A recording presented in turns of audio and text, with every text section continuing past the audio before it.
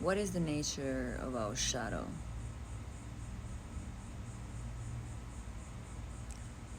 Our shadow expresses very different than the other side. The nature of her is meant to not be necessarily submissive or dominant. She's wild, never know where she'll take off, where she'll stab, or how cold she wants to be, her attitude.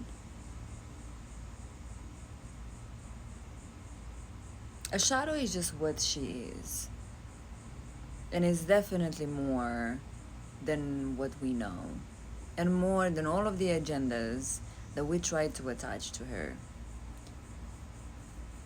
She is definitely not governed by anything. She's wild, raw, and she thrives in chaos because she's a master of chaos. So, why is it so hard to. Why is it so fucking hard to agree with her ways? Because, well, she will definitely push you to lean into those less comfortable ways of being and feeling and responding to life. She is pinching really fucking hard on people's comas of demons and um, all of the things that we consider weak, consider scary, consider a deficit of our power. And she loves power. She loves power. She's definitely going to teach you about nonconformity, freedom from oppression, acceptance of all of those energies that are simply just rejected and manipulated by our society. And you will definitely learn a deeper love across the nations of ourselves. Now, second part of this is the integrated shadow. Those that devote their evolution in this lifetime to the shadow, learning the patterns, and learning how to integrate more and more and more and more faces of her, are called the shadow walkers. I used to say before shadow hunters. I saw myself more as a shadow hunter than a light worker. Yeah, so shadow walkers are rare to meet. I know that for a fact because unfortunately many don't make it. Physically and mentally don't make it. And it's an unfortunate because if I look at my life, I mean, I could end up so many versions of me that it's not this. Or I could end up dead, very dead, physically, very dead, long time ago. And why do I say that shadow walkers are rare to meet? Because unfortunately, many of us don't make it physically and psychologically. Because the weight of the trauma, the weight of the experience, the weight of what we have chose to experience, it surpasses at the beginning the power of our soul. The trauma, the darkness, it surpasses and it's heavier and screams louder than that voice of power of the creator inside of us.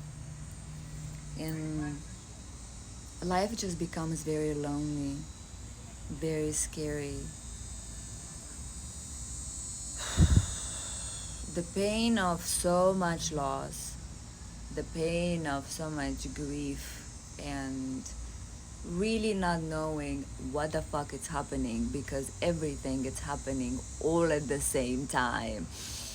And oh my goodness, if you have expanded, if you identify yourself or a part of yourself as a shadow walker, I know that you, until this point, you have expanded your mind in so many ways, you have expanded your consciousness, and you realize now that fuck, oh my god, everything is happening at the same time, past, present, future, and everything around the timeline, this timelines.